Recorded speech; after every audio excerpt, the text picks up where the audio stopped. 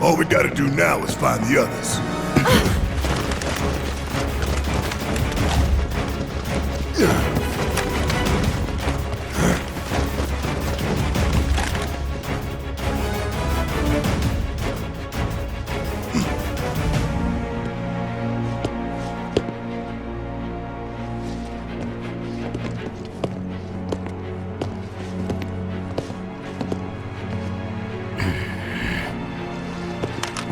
We have them surrounded, sir. Yes, I can see that. It was only a matter of time. Here we are. So then, what is this ragtag group of misfits I see before me? Avalanche! Local florist. Lab rat dog. And where are the rest of you? Up your ass. Charming, though not what I would have chosen as my last words. Secure the Ancient, but feel free to kill both the idiot and the dog.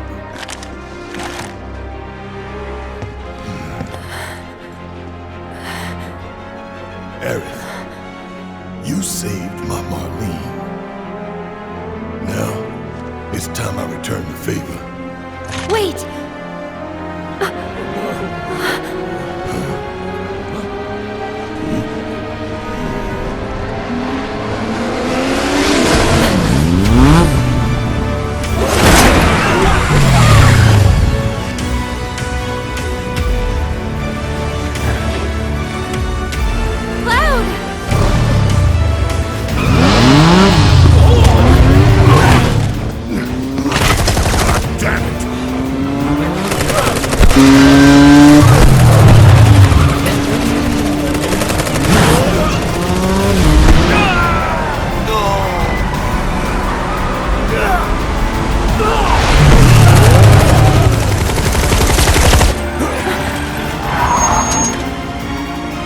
Everyone, get in!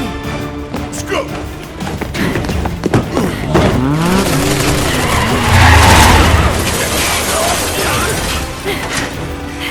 Stop them, you fools! Don't let them escape!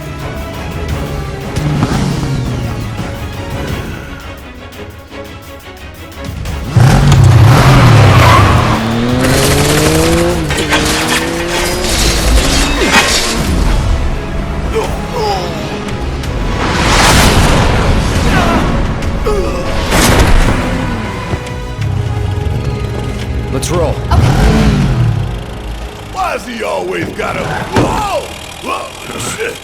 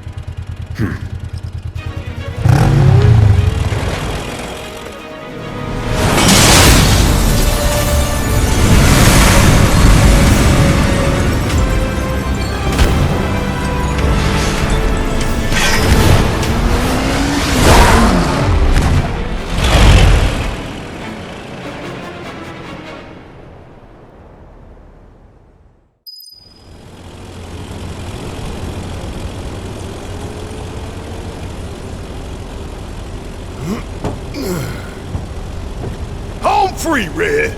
I wouldn't celebrate just yet. Man, you need to lighten up. Hell, you might even try smiling.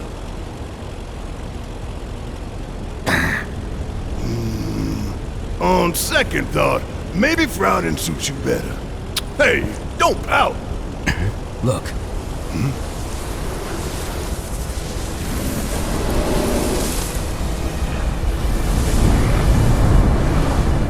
Whoa, whoa, whoa, whoa! Are you guys seeing this?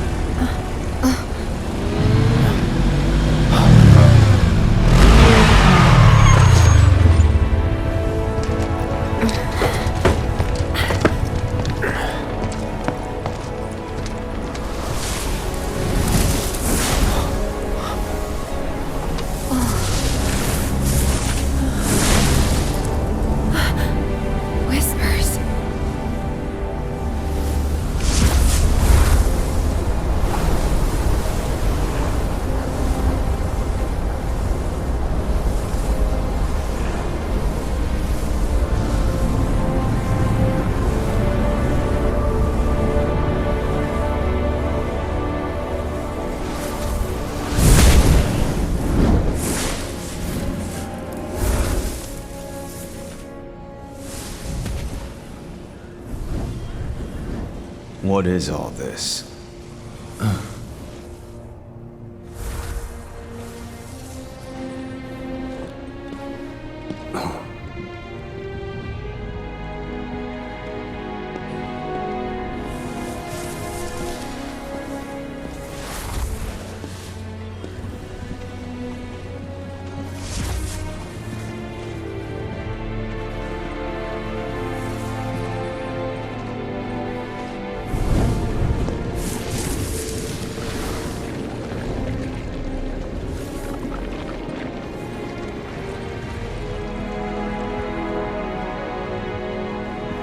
Is something wrong, sir?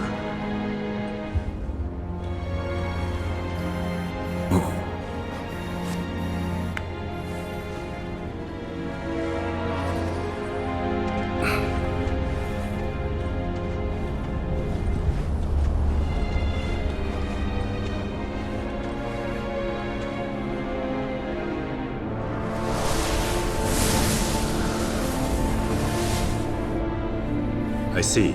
Very good.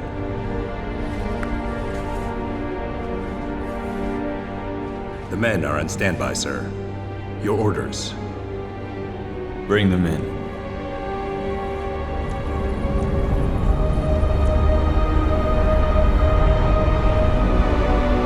It's like the whole damn building's made of them. Yeah. I don't understand. What are they doing? Who knows? Wedge, you don't think he got caught up in it, do you? If he did, I hope he's okay. They're coming. Who?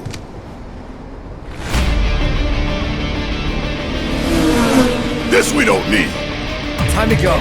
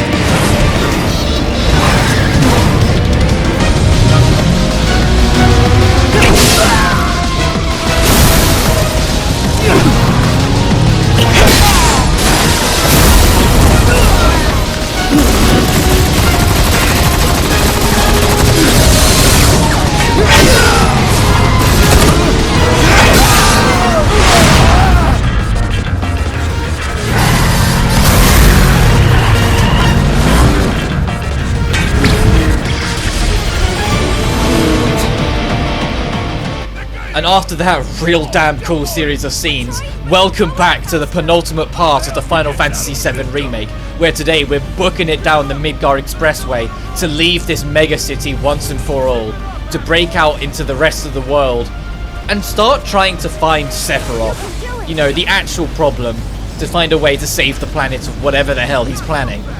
But firstly, we gotta do this crazy motorcycle chase. And I'm so glad. I am so happy they did it the way they did.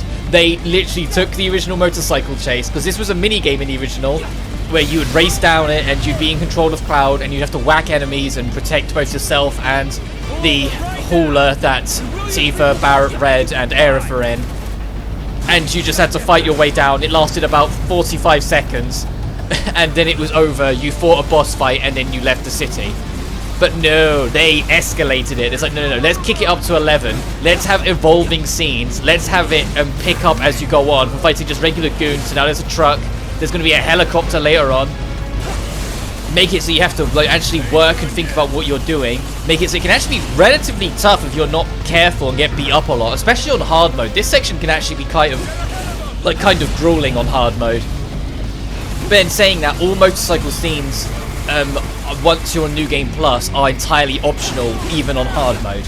It won't force you to do it, so it's entirely an optional challenge on your repeated playthrough. But I do it every time. Even on my hard playthrough, I happily gunned it through this. It took me a couple tries, but I got there.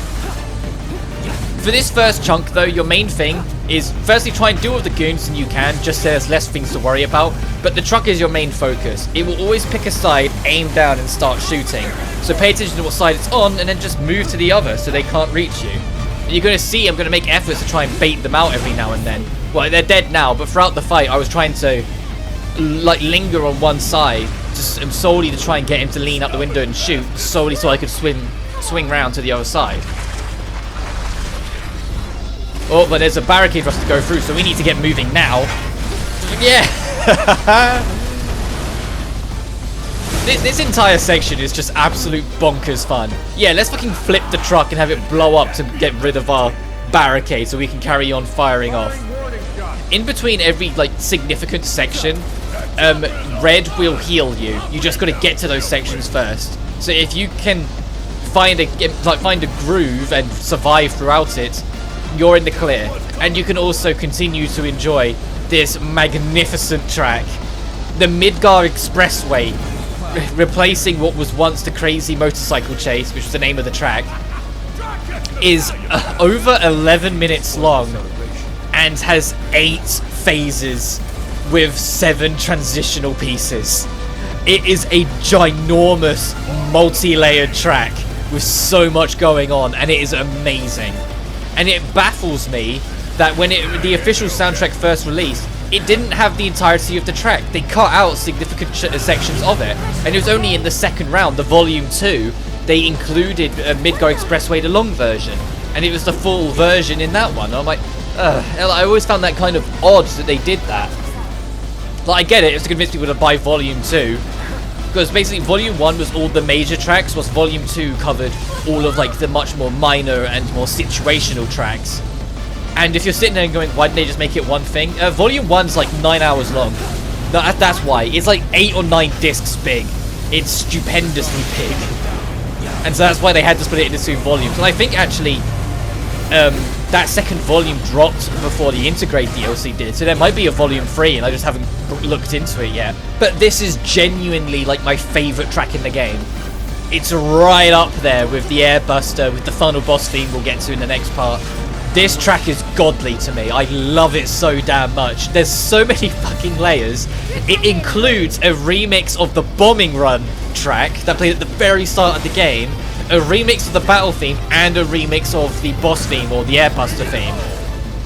Like, it incorporates so much into it while still being its own beast and referencing the Crazy Motorcycle Chase that the track was born from. Like I said, and it has so many pieces to it. Like I said, there's 8 sections with 7 intervals. That's a monumentally ginormous track. There were so many fucking layers. Like, I wouldn't be surprised if this track took the longest to make of any other track in the game. The amount they added to it just for this section, just so then as you go through this Crazy Motorcycle Chase, as you escape Midgar, the music is constantly evolving with the situation.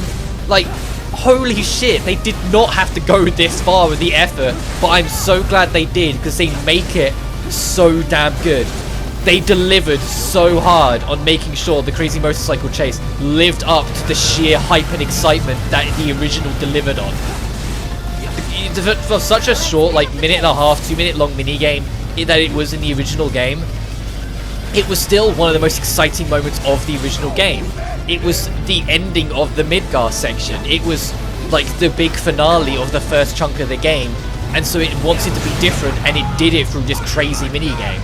And so the fact that then the remake, they not only brought it back, but everyone was concerned, myself included, that if they brought it back, it would only be as a cutscene.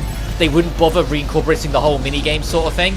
But no, they only bring up the whole minigame, but they incorporate plot elements into it, have evolving scenes like this right now, where we were just in this tunnel and now we're going to be leaving it with these bombs set to destroy us.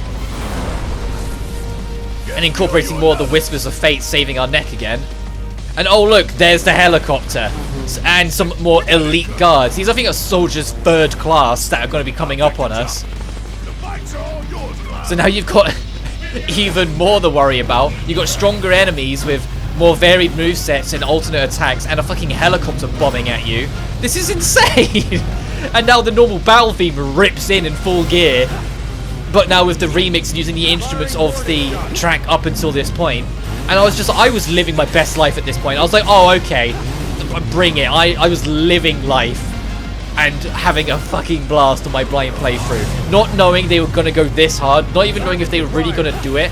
Like, you have more hope that they're going to do the crazy Expressway minigame after Chapter 4, where you have a motorcycle minigame, so you get the idea of, oh yeah, they're preparing you for something later. But I was not expecting it to go this fucking crazy. I know I'm swearing a lot, but I'm hyped. This section always gets me buzzing.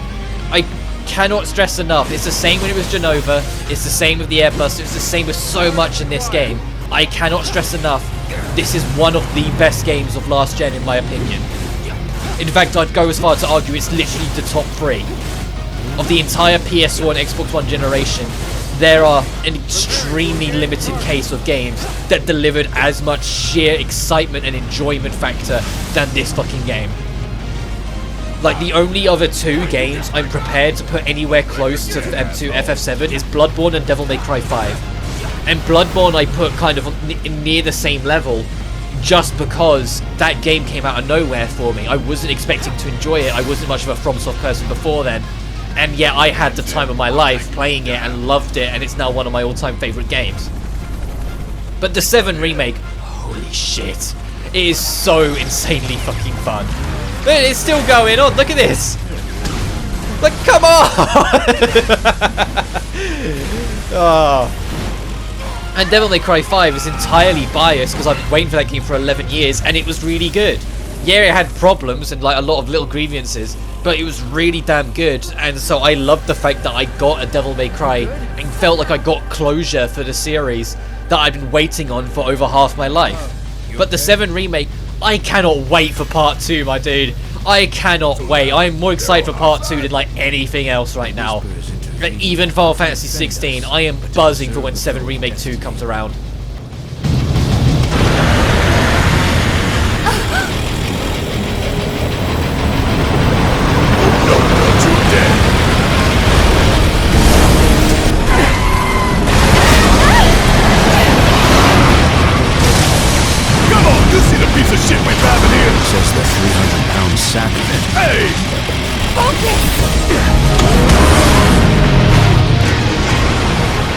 And just to add to the sheer insanity, you did not fight this boss right this second in the original game.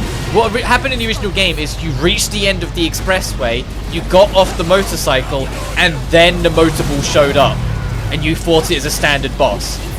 But I guess considering the fact that the very last actual gameplay section we did was fighting the Arsenal, the last thing they wanted is to put another mech boss immediately in front of us. So they went, you know what, let's have fun with this. Let's make you fight the thing on the bike. Instead of fighting it as a standard boss in the standard formula. No. Let's keep the train going. Have you fight this thing whilst riding the motorcycle. And it does all the things it did in the original fight. It has all the specialized attacks and everything on the original boss fight from, 1997. But now you're fighting it while still on the back of this vehicle. And it's like, come on, dude. And the music? The music? You can do it!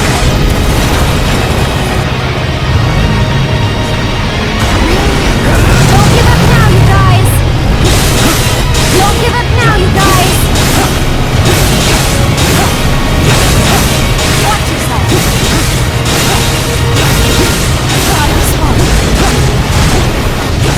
Like, come on! I love this section so damn much. It's genuinely my favorite part of the game. Anytime I go for it, the Midgar Expressway is just absolute hype video gameness, and I love it for that. It's exactly what it should have been. It's exactly what it is. Like, there's no reason whatsoever for them to go this hard on it, but I am so thankful they did. That they just went, you know what, let's go crazy. Let's not just go crazy, let's go so stupidly video gamey crazy that it doesn't even make sense anymore, and then just rock it out with the music. And like, come on. Like, you have to break these wheels and they'll come back and regenerate, but when you break them, the stagger continues from wherever you left it off, and every hit builds up onto the stagger, so you're getting like 400 or 500% on it. But it's shooting all these electric beams of doom at you, trying to burn you alive. Trying to do all these electric charge mines at you. It's a full boss fight that you're doing on the bike. Look at this stagger percentage, 500% damage. Every hit's doing, 5 times the damage now. Nearly 600% there. Jeez, and that's going to do the fire burst to get us away from us again. Ooh.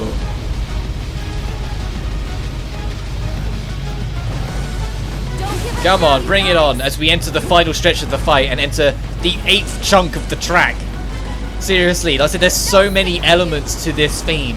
I cannot stress enough, if you get the opportunity, look it up. I might even link it in the description if I remember to do so. Look it up, the Midgar Expressway long version. The full track is so godly. It's... I know I am just gushing about the entire thing throughout this entire section instead of breaking it down, but this section's not really that hard. That's not the point. The point is the absolute majesty of it, seeing what's going on before the tide sets, so to speak, and we get back to the more serious stuff with the whispers and Sephiroth and everything else. Like, the game's just like, you know what, before we get to the dramatic, let's have fun again.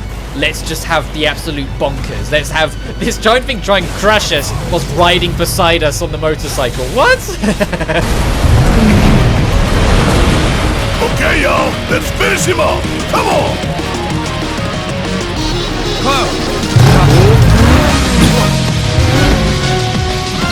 Go for the head. With pleasure.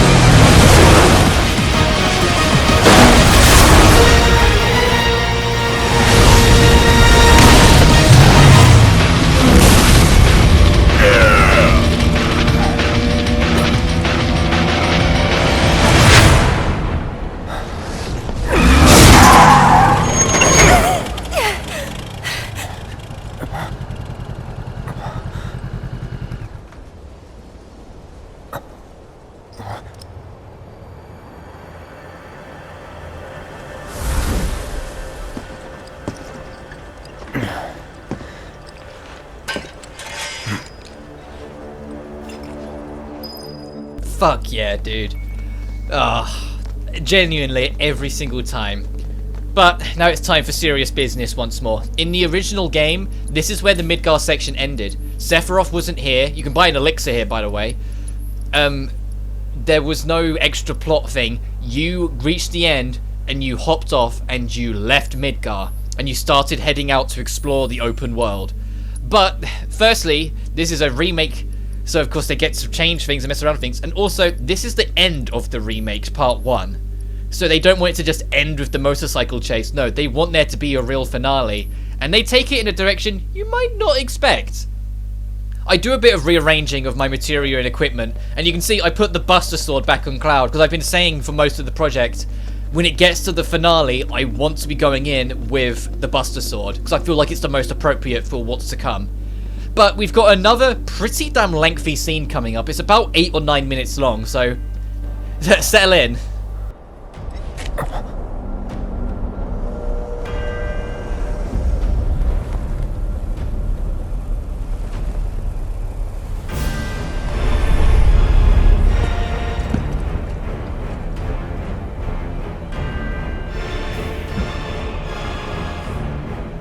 Okay, asshole, let's...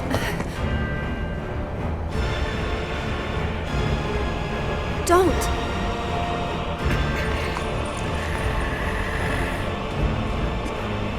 And you're wrong. Those who look with clouded eyes see nothing but shadows. Everything about you is wrong.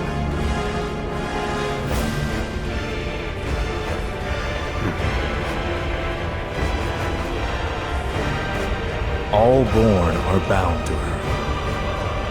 Should this world be unmade, so too shall her children. The world won't end today. But you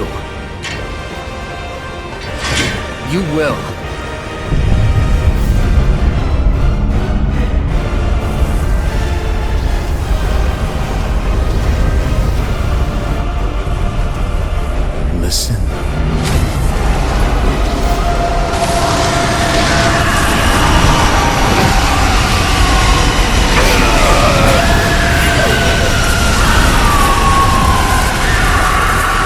destiny comes.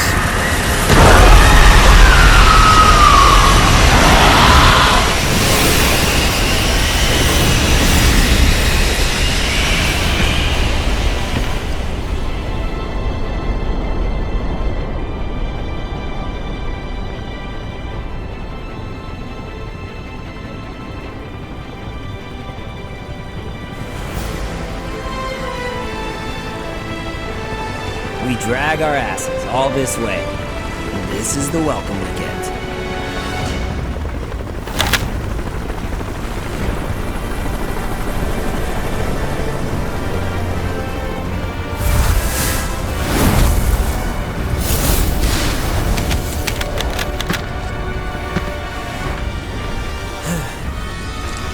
Boy, oh boy.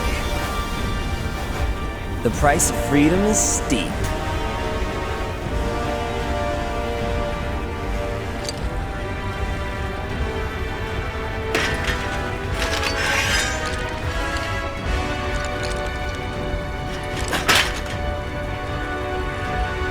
Embrace your dreams.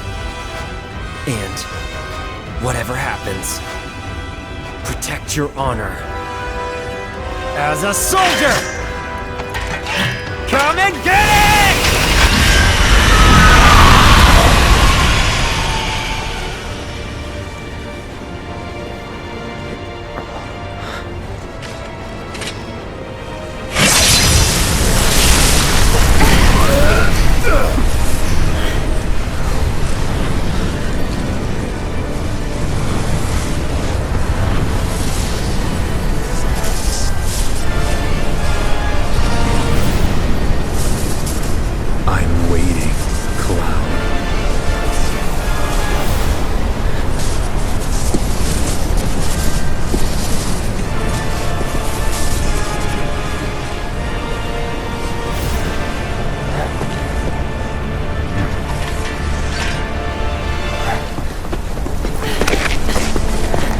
This is the point of no return.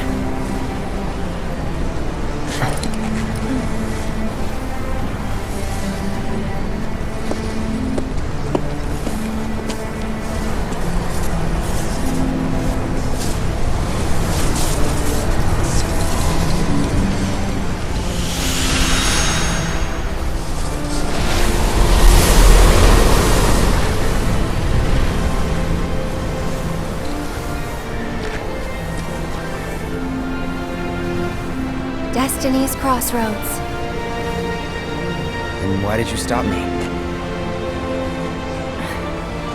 I'm not really sure. What will we find on the other side?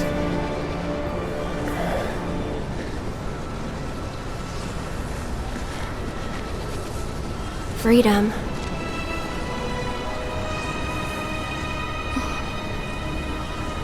Boundless, terrifying freedom. Like a great, never-ending sky.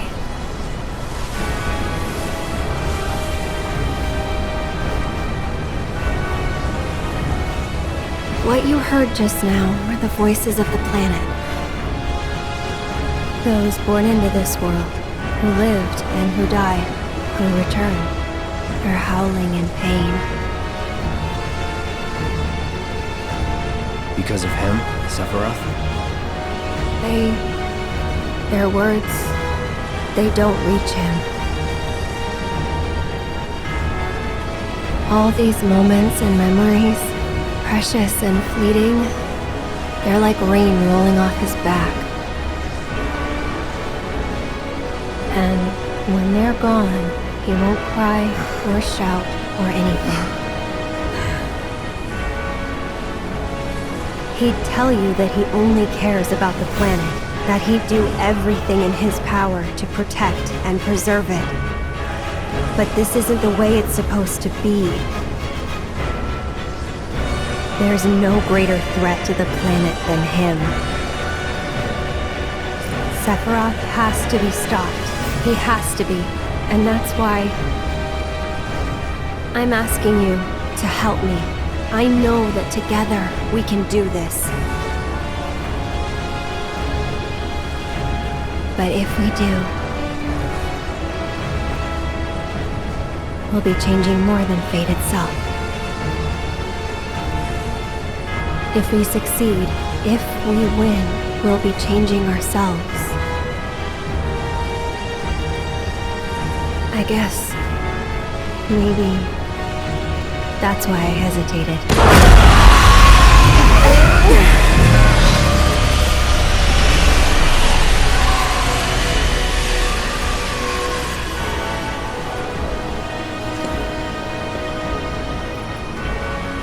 You said it yourself.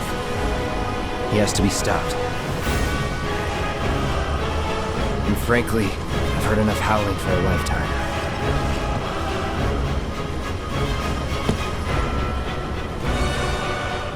It is as Aerith says, this is your point of no return.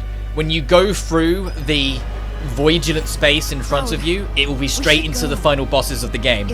You won't be able to return to recoup your equipment or to buy anything from the shop or anything like that the moment you go through. This is it. During that scene, we saw a glimmer of a fellow with dark hair holding the Buster Sword. I can't go into great detail about it right now, but that is a significant character from Crisis Core, the prequel, and is significant to the original story of Final Fantasy VII. To jump the gun, and don't worry, this isn't spoilers, this is context you need to know before we go into this properly. That character died before the events of this story. So keep that in mind as we see flashback scenes including that character as to what comes next. Never tried to challenge destiny. This could well be her last line of defense. It won't be easy.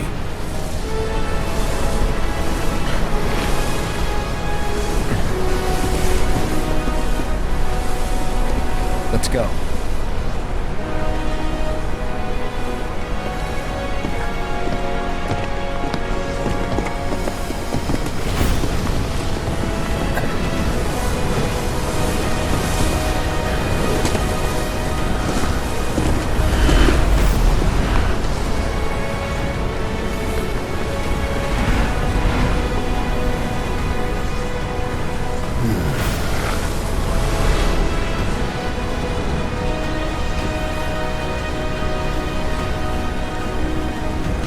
Wouldn't be the first time I spit in Destiny's eye.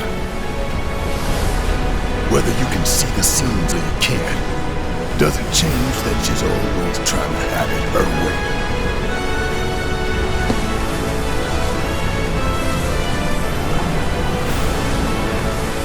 Daddy's coming home real soon, honey.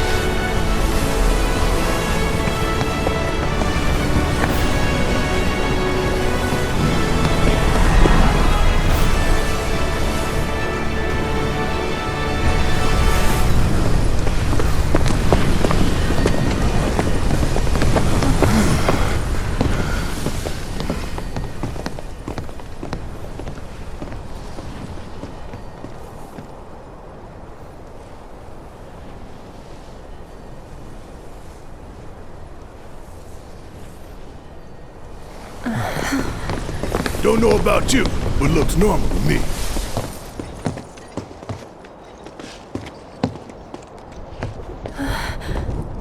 Over there!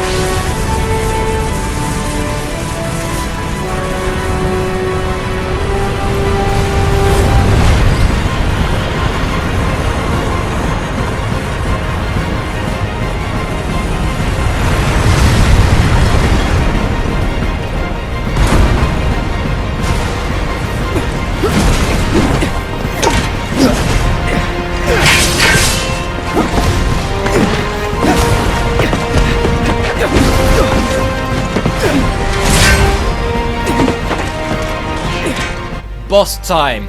This is a very large multi-staged event against the Harbinger of Fate itself. I'm going to warn you right now, there are no checkpoints throughout the entirety of the fight against the Harbinger.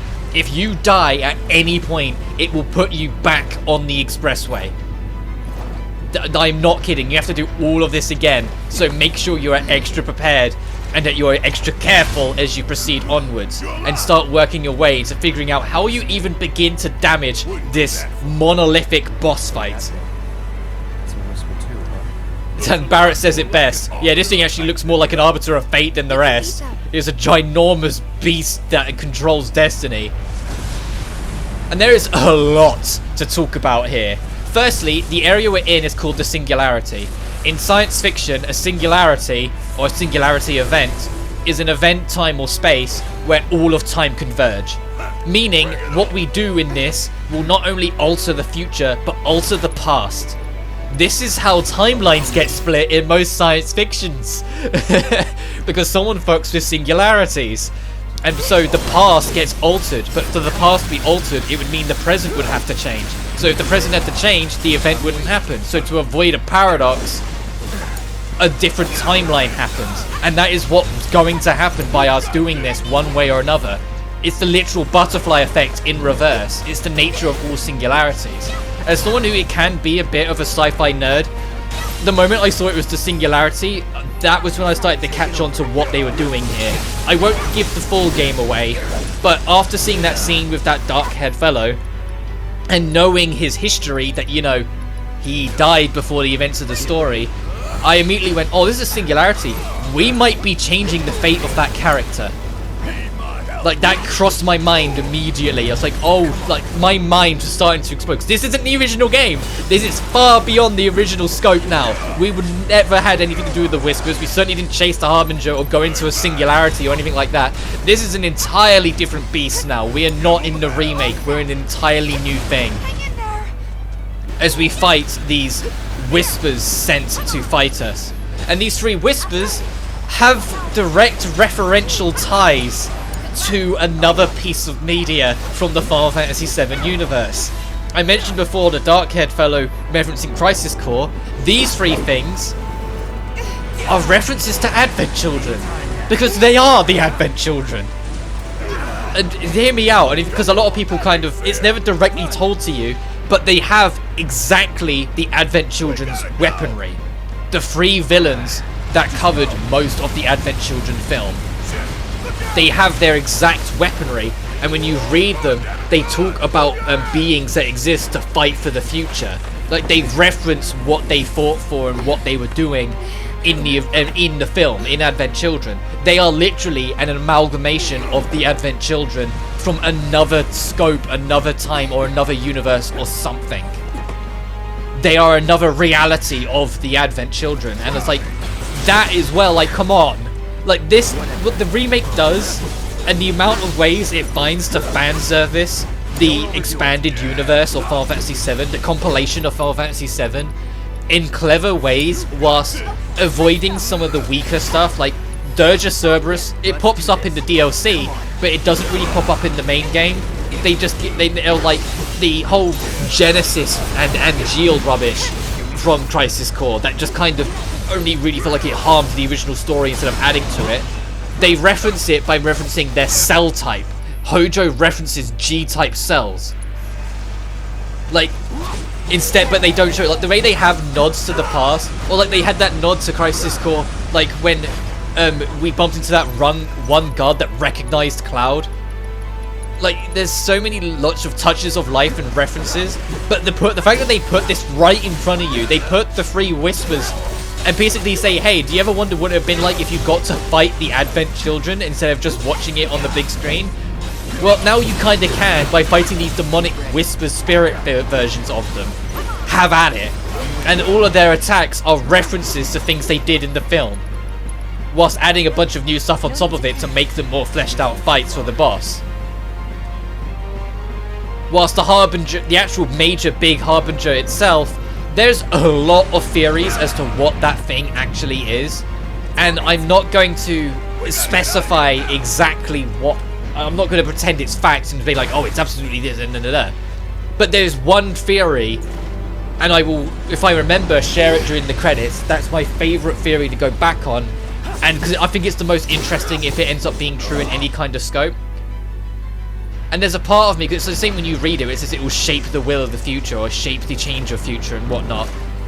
There are references that hint at what it could be, but if I give away that theory now, it will spoil, I think, a little something that you might not have worked out for yourself by this point. You might have, and if that's the case, that you're already a step ahead of the curve here, because it's not something you're likely to work out immediately. It's only usually when you finish it and kind of think back on it and start piecing things together and reading things, you start going, oh, okay, that means that, that means that. But I love it. I love the fact that there's mystery in the ending and the finale of this game. I love the fact that there's stuff to look forward to that's gonna be different, that seems strange. The fact that the game deters so heavily from the original material, while at the same time referencing the original materials of the expanded universe while it's at it. Like, it keeps it all in universe while at the same time doing something drastically new as we try and take on this Ruber and Whisper, the one with the left-handed blade, and a bunch of Crimson-esque references. And of course it moves away as I go to do counter stance. God damn it.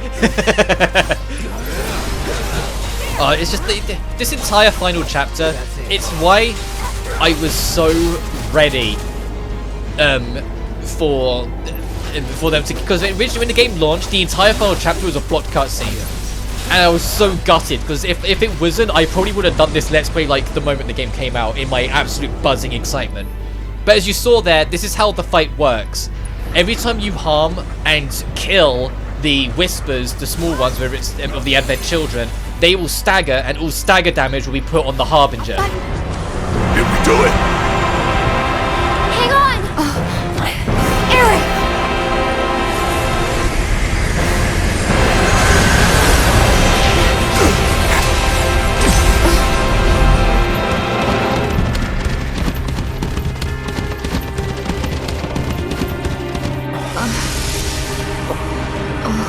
What the hell did I just see?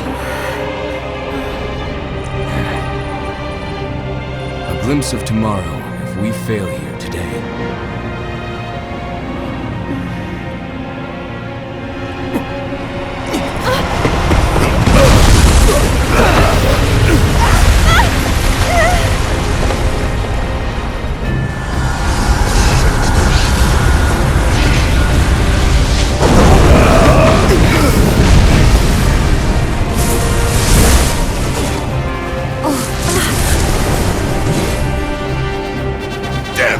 How do we stop these things?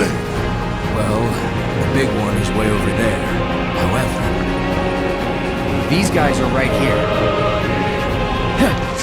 And during that cutscene was the biggest bombshell twist of the story to me. And to a lot of people, the amount of people I heard go, "What?" and freak out when they heard that.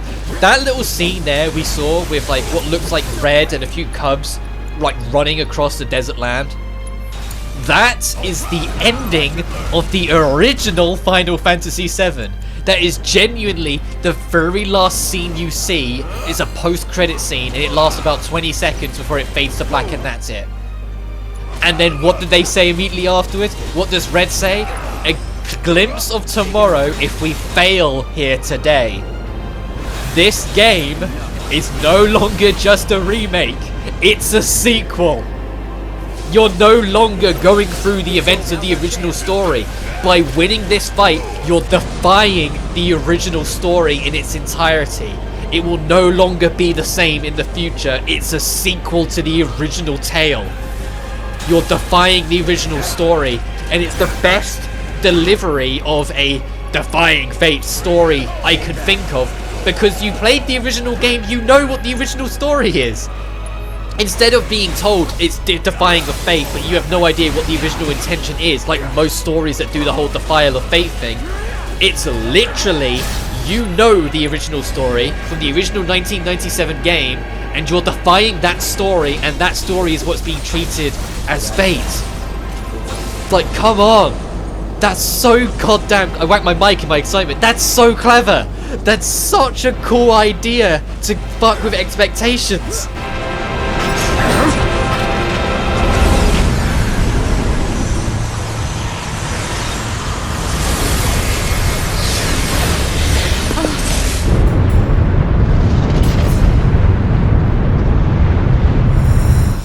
Can't be our future.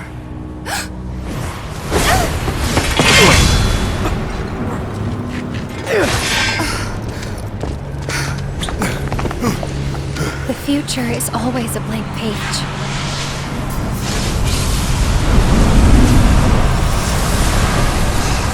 Them again? Least they could do is give us a little breather. I say we split up. Take them down at the same time. In that case, Ultra Big Boy is all mine.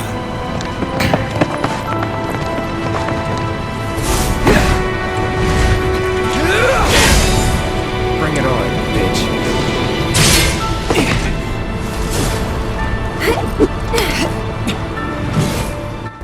But now for the next major stage of the fight, all three spirits at the same time.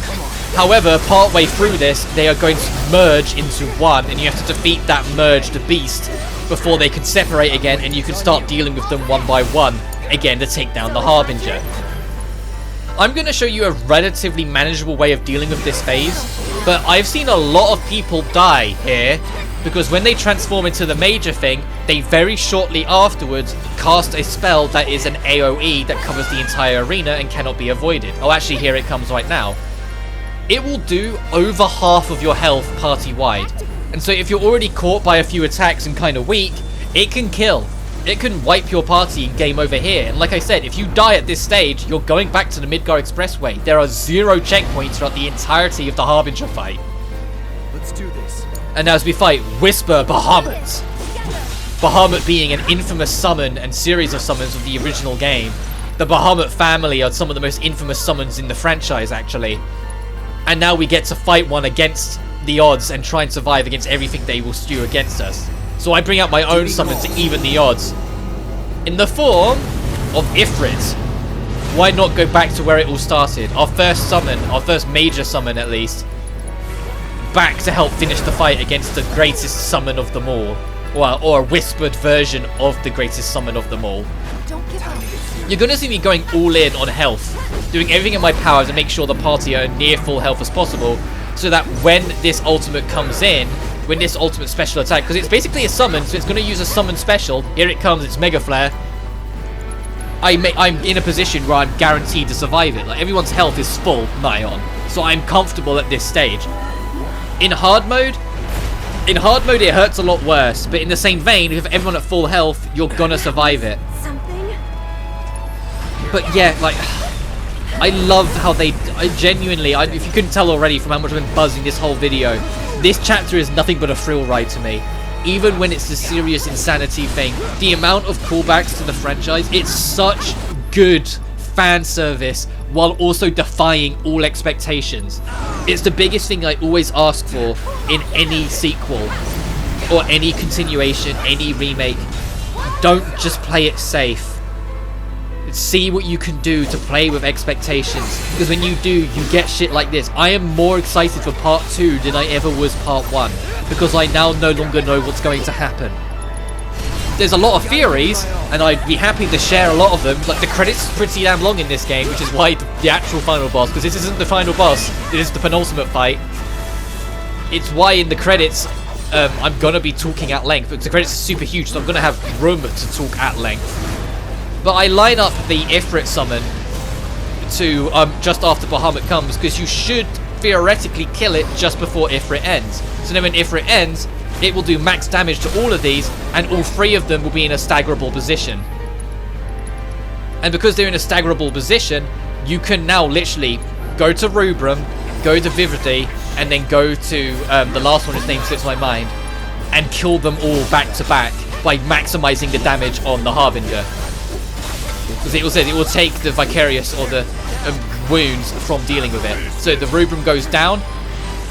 Barret and Red unleash the smackdown, do insane damage, get us loads of AP, give us another glimmer of the future. Oh! As you see, a glimmer of the true final boss of the original 7, and I don't mind saying and spoiling to the original story because it's gonna be defied. It's not gonna be that way in this. It's if anything, this should all just be a giant selling point of, for the love of God, play the original 7, so you know what's being defied here, so you know what's going to be different, what's going to change, because it's so exciting. And like, the original game is phenomenal as well. There's a reason why 7 of all the Final Fantasies got chosen to be remade. Like I said, it redefined the genre. It is a landmark video game of the industry. It is extremely significant. And so of course they remade FF7, of course they did that. But the fact that they didn't just do it one-to-one and played it safe, when they easily could have, no. They want to defy your expectations at every turn. And the easiest way to do that is by making it so that the plot will be different. By making it so you literally kill the die-hard fans that wanted it to be exactly the same. You kill the elitists of the Final Fantasy VII fandom, but through these phantoms, through these harbingers of fate, so that everything in the future can be whatever it wants. For reasons I'll get to, I still believe the actual plot moving forward will be 90% the same. I just think smaller details they'll get to play around with to make things more dramatic or more effective. I think the actual story will still be mostly the same. I just think they're going to use it. Like how I said before, how Yuffie and Vincent, I believe are going to be incorporated into the main story instead of just side quests. Well, now the fate's been defied, they don't have to be side quests. They can be incorporated in the main story. But I'm going to wrap it up here. Next time on the Final Fantasy VII Remake, we end it once and for all, or at least try to, against Sephiroth. But until then, you guys take care now. Peace, and enjoy defying fate.